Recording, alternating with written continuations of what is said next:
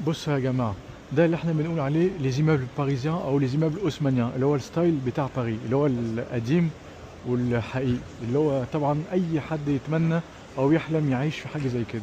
شوفوا النظام من بره، وشايفين الباب قد ايه. احاول اوريكم جوه.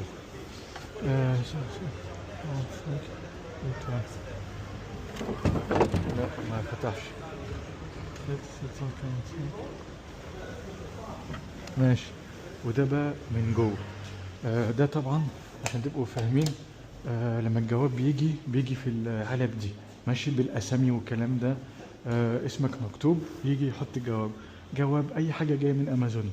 ماشي. ده اللي هو ايه، في الجارديان اللي احنا بنسميه الجارديان، اللي هو حارس العمارات. ماشي.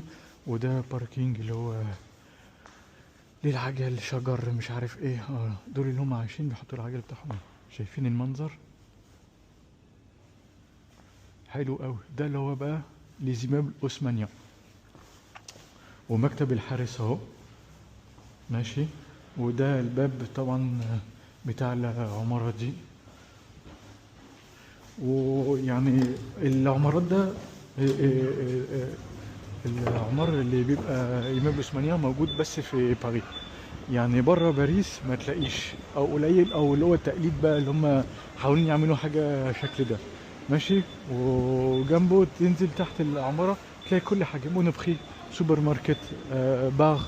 عايز تشرب خمرة اكيد، بس احنا ملناش دعوة بيه. اي حاجة بقى، تتمشى بقى في الشارع بقى براحتك، انت عايش بقى حياتك الباريزيان. يلا سالي.